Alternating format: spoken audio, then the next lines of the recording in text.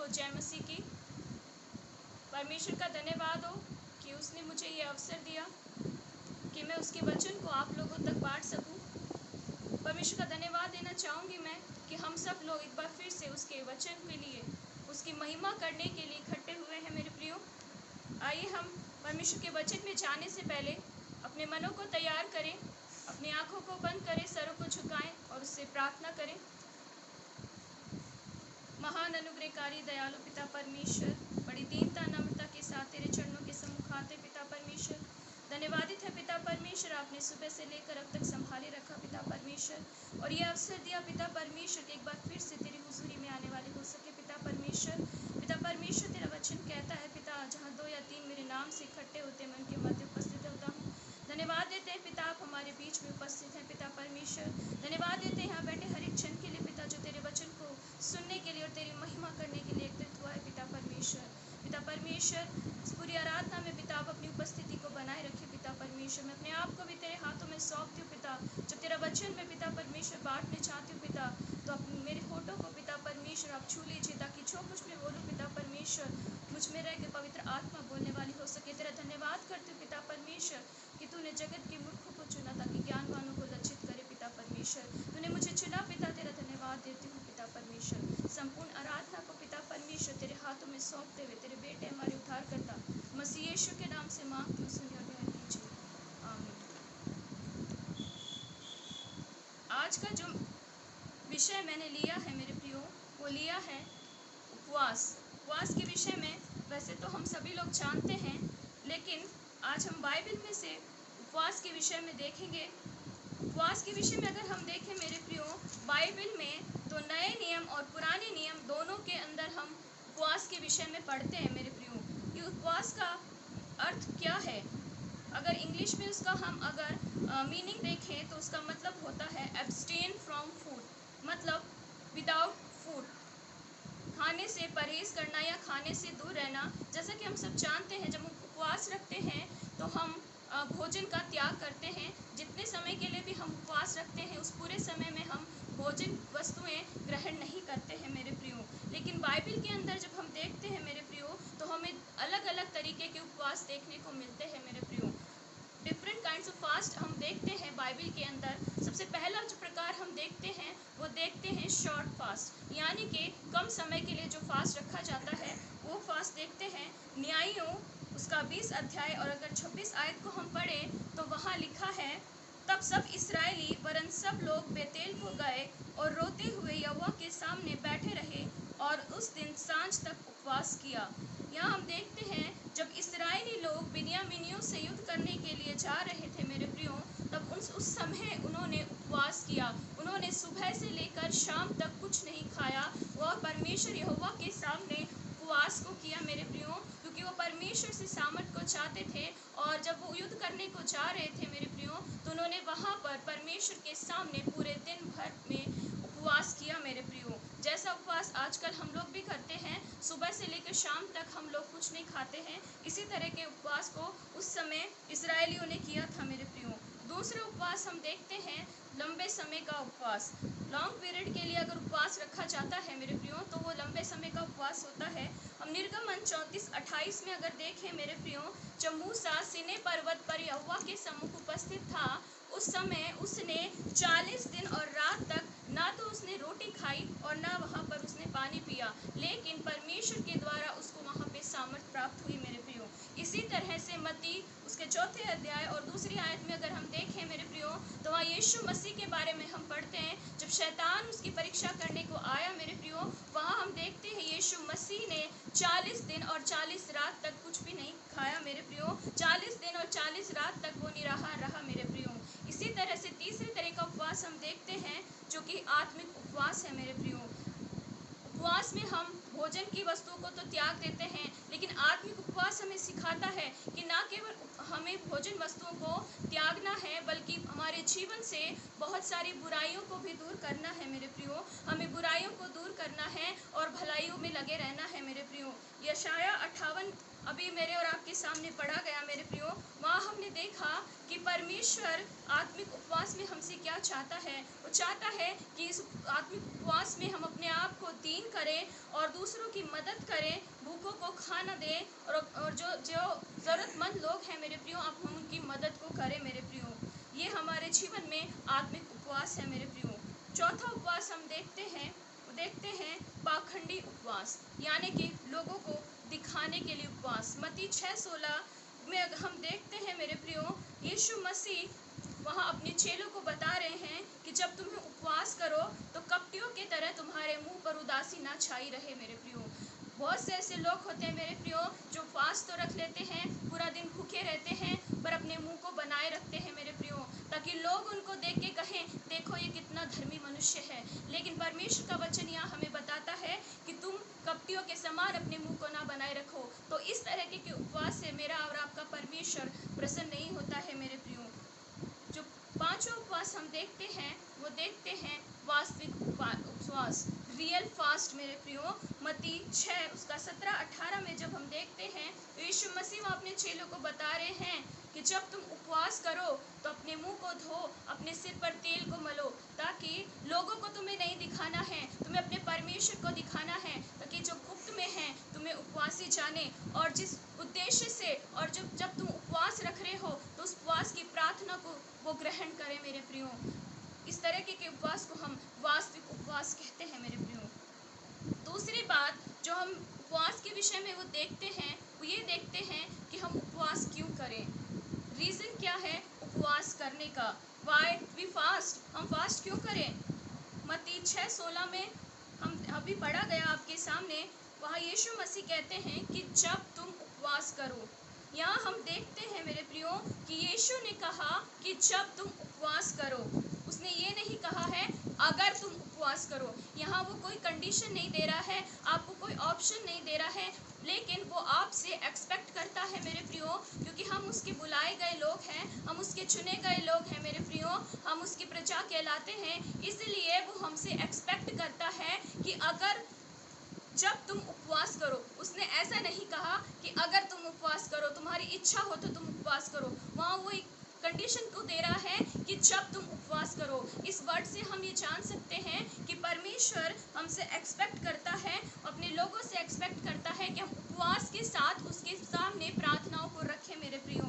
हम जब देखते हैं अगर हम नए नियम में पढ़ें तो वहाँ हम पाते हैं कि जब यूहन्ना के चेलों ने और फरीसियों ने यीशु मसीह से कहा कि तेरे चेले उपवास नहीं करते हैं, उस समय यीशु मसीह ने उनको ये जवाब दिया कि जब तक वो उनके साथ में हैं वो उपवास को नहीं करते हैं, लेकिन वो समय आएगा जब वो उठा लिया जाएगा, जब उनके साथ नहीं होगा तब वो उपवास करेंगे। यहाँ हम देखते हैं कि यीशु मसीह अपने चेलों से भी एक्सपेक्ट कर रहा है कि जब वो उनके साथ नहीं होगा तो वो उसके परमेश्वर के सामने उपवास के साथ प्रार्थनाओं में आएंगे मेरे प्रियो। एक चीज़ और जो उपवास हमें सिखाता है वो ये सिखाता है कि जब हम उपवास करते हैं तो हमारी प्रार्थनाएं और भी ज़्यादा पावरफुल हो जाती है मेरे प्रियो, और भी ज़्यादा पावरफुल हो जाती है मेरे प्रियो। बाइबल में से हम ऐसे कुछ लोगों को देखेंगे मेरे प्रियो जिन्होंने उपवास को रखा और उनकी प्रार्थनाएं पावरफुल हो गई और परमेश्वर ने उनकी प्रार्थनाओं को सुना मेरे प्रियो। मूसा के विषय में हम देखते हैं, निर्गमन 34 और 38 में हम देखते हैं जब मूसा परमेश्वर यहोवा के सम्मुख था, सिनै पर्वत पर था, उसने 40 दिन और 40 रात तक ना कुछ खाया और ना कुछ पिया, और परमेश्वर यहोवा से उसको सामर्थ प्राप्त हुई मेरे प्रियो।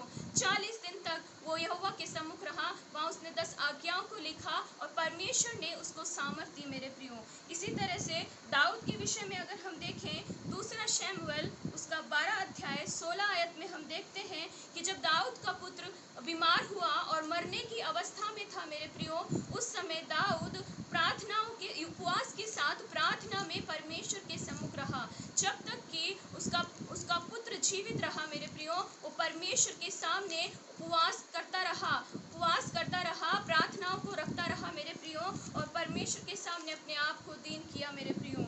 इसी तरह से दूसरा इतिहास 20 अध्याय उसकी 3री आयत में हम देखते हैं मेरे प्रियो, जब हम वहाँ पढ़ते हैं तो यहोशापात के विषय में पढ़ते हैं मेरे प्रियो।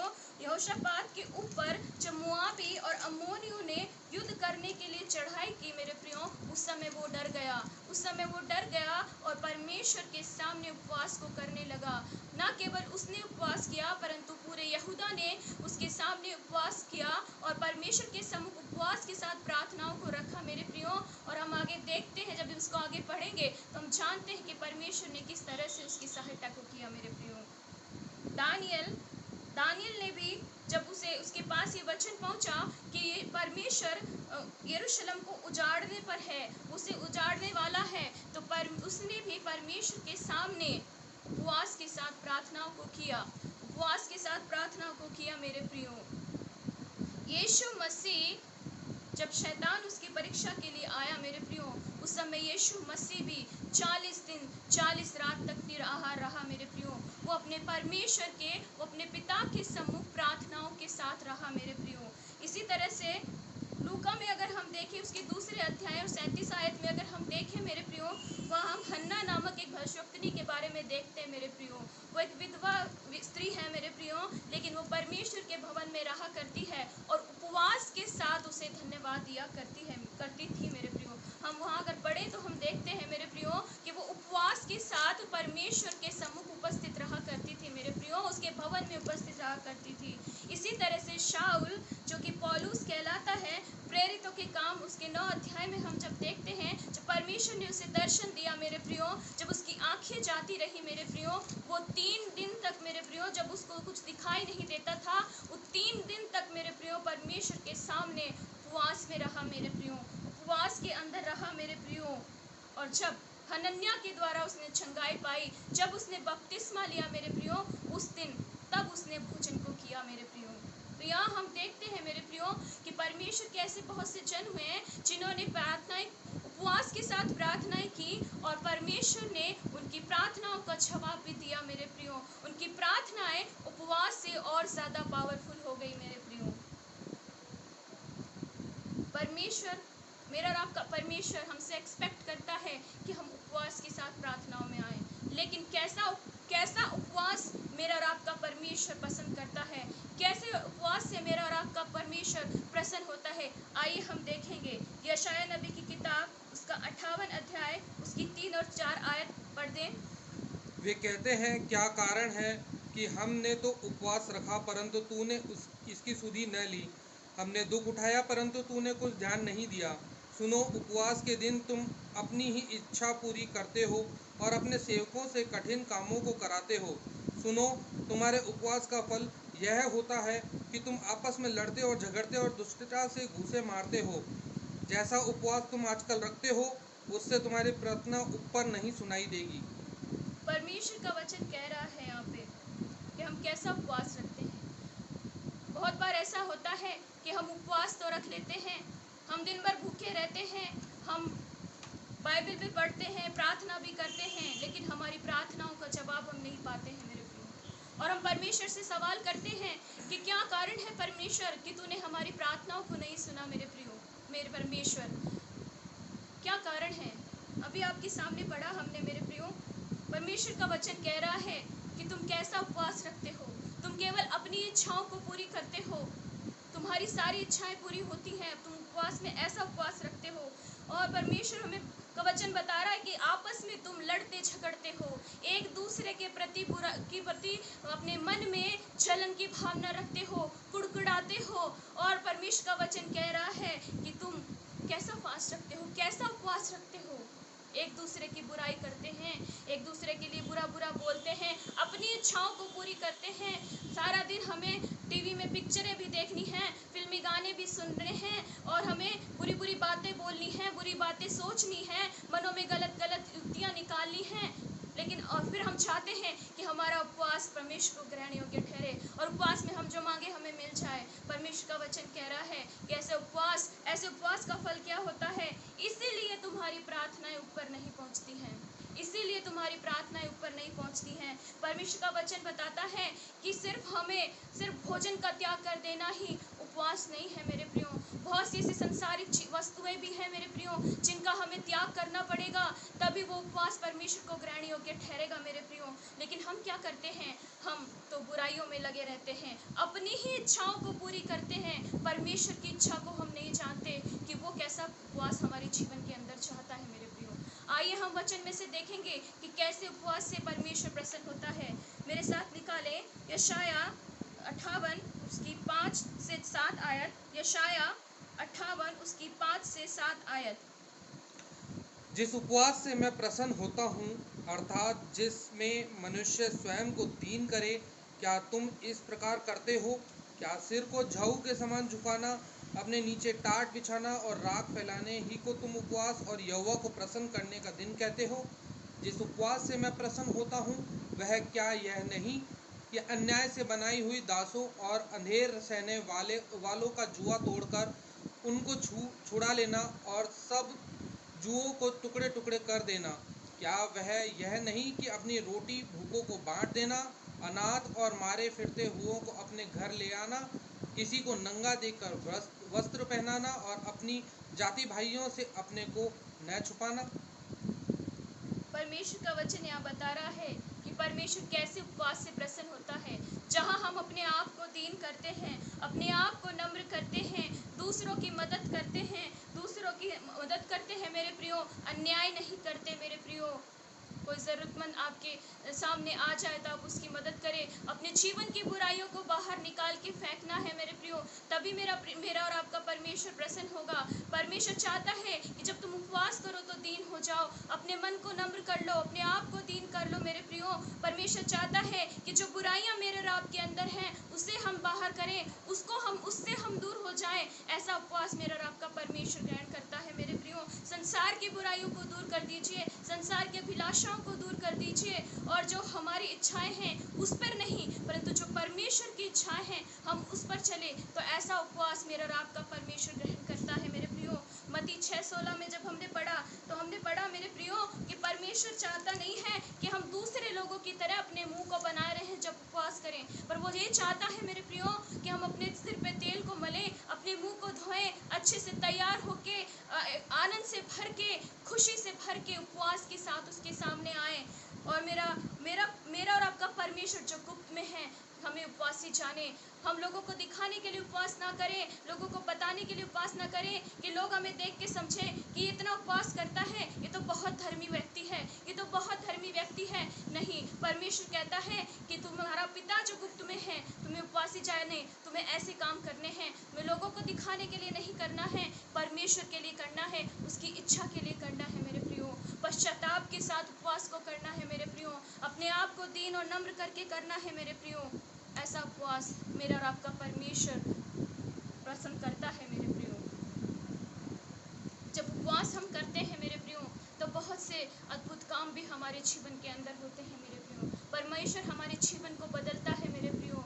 किस तरह से मेरा और आपका परमेश्वर हमारे जीवन को बदलता है हम देखते हैं मेरे प्रियो। उपवास करने से हम अपने आप को दीन और नम्र करते हैं। जब हम उपवास करते हैं मेरे प्रियो, तो हम अपने आप को दीन और नम्र करते हैं मेरे प्रियो। पहला राजा उसका 21 अध्याय अगर हम देखें, पहला राजा 21 अध्याय अगर हम जब देखते हैं, वह हम देखते हैं राजा आहाब के विषय में हम वहाँ पढ़ते हैं मेरे प्रियो।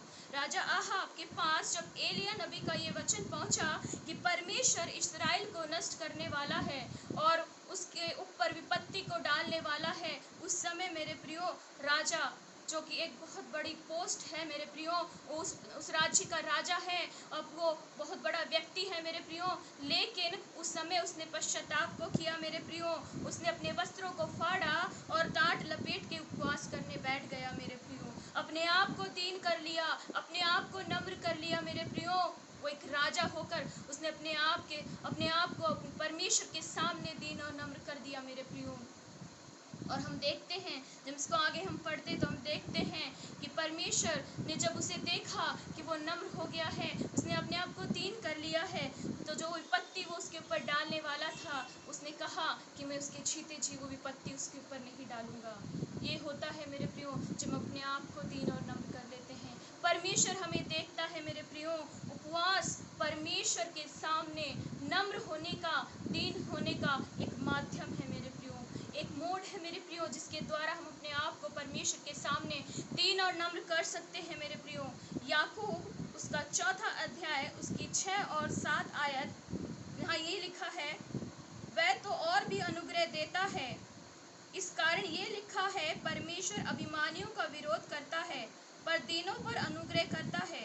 इसलिए परमेश्वर के अधीन हो जाओ और शैतान का सामना करो तो वह भी भाग निकलेगा। परमेश्वर का धन्यवाद हो। परमेश्वर कहता है, परमेश्वर का वचन कह रहा है कि परमेश्वर अभिमानियों से का विरोध करता है। उसको घमंड से चढ़ी हुई आंखें पसंद नहीं है, उसको अभिमानी लोग पसंद नहीं है। मेरे प्रियो, परमेश्वर का वचन कह रहा है कि वो दीनों पर अनुग्रह करता है, वो दीनों पर अनुग्रह करता है। उपवास करने से हम दीन हो जाएंगे और दीन हो जाएंगे तो परमेश्वर के अनुग्रह को पाएंगे मेरे प्रियो। और परमेश्वर को अगर हम परमेश्वर के अधीन अपने आप को कर देंगे मेरे प्रियो, उसको समर्पण कर देंगे, उसके पास चले आएंगे, अपने आप को जीवता बलिदान कर देंगे मेरे प्रियो, तो मेरा और आपका परमेश्वर कह रहा है, का वचन हमें बता रहा है मेरे प्रियो, कि शैतान भी तुम्हारी तरफ, तुम्हारे पास से भाग जाएगा। वो फिर तुम्हें सताने नहीं पाएगा, वो तुम्हारे सामने से भाग जाएगा मेरे प्रियो। परमेश्वर का वचन बताता है, दीन करो, अनुग्रह को पाओ और शैतान तुम्हारे पास से भाग जाएगा। इसी अध्याय की अगर हम 10 आयत को पढ़े तो वहाँ लिखा है, प्रभु के सामने दीन बनो तो वह तुम्हें शिरोमणि बनाएगा। परमेश्वर का वचन कह रहा है, तुम उसके सामने दीन बन जाओ, वो तुम्हें ऊपर उठाएगा, वो तुम्हें शिरोमणि बनाएगा। परमेश्वर का वचन, लेकिन यह एक कंडीशन दे रहा है, दीन होना है उसके सामने अपने आप को दीन और नम्र कर दीजिए, वो तुम्हें शिरोमणि बना देगा मेरे प्रियो। परमेश्वर हमारा और आपका परमेश्वर बहुत सामर्थ्य है मेरे प्रियो। दूसरी चीज हम यहाँ देखते हैं मेरे प्रियो, परमेश्वर का वचन हमें बताता है कि उपवास हमें अनुशासित करता है। परमेश्वर का वचन बता रहा है कि उपवास हमें अनुशासित करता है। पहला कुरिन्थियों उसकी 9 अध्याय उसकी 27 आयत में हम देखते हैं, वहाँ लिखा है, परंतु मैं अपनी देह को मारता और कूटता और वश में लाता हूँ, ऐसा ना हो कि औरों को प्रचार करके मैं आप ही किसी रीति निकम्मा ठहरूं। पौलुस यहाँ बता रहा है कि वो अपने देह को दुख देता है, उसे मारता कूटता है, ताकि वो अनुशासन में रहे मेरे प्रियो, ताकि जो प्रचार वो खुद करता है वो उस पर चलने वाला हो सके, ना केवल दूसरों को सिखाए बल्कि खुद भी उस पर चले मेरे प्रियो। पहला थिस्सलुनीकियों 5:23 के अनुसार हम देखते हैं कि हमारे अंदर हमारे आत्मा, प्राण और देह 3 भाग हैं। आत्मा, प्राण और देह 3 भाग हैं मेरे प्रियो। आत्मा जो कि सबसे इम्पोर्टेंट पार्ट है, जिसके द्वारा हम परमेश्वर से कम्युनिकेट करते हैं, कांटेक्ट करते हैं, उससे संपर्क करते हैं, हमारे लिए बहुत इम्पोर्टेंट पार्ट है। दूसरा प्राण, जो हमारा मन, इच्छा और इमोशन है। हमारे प्राण के अंदर मन, इच्छा और इमोशंस इंक्लूड होते हैं मेरे प्रियो।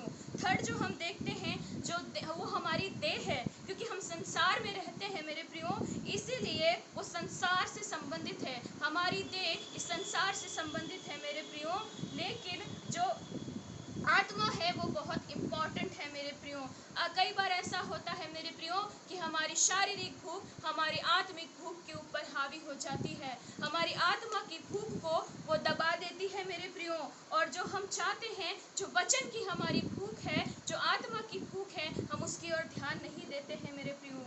इसीलिए पौलुस कहता है कि मैं अपने शरीर को दुख देता हूँ, उसे मारता कूटता हूँ, ताकि वो रियलिटी को पहचान सके, वो ये जान सके कि ये जो देह है वो केवल सांसारिक है, और जो हमारी आत्मा है वो हमारे लिए एक इम्पॉर्टेंट पार्ट है, जो कि परमेश्वर से कनेक्टिविटी करने के लिए, परमेश्वर से संपर्क करने के लिए एक बहुत इम्पॉर्टेंट पार्ट है हमारा मेरे प्रियो।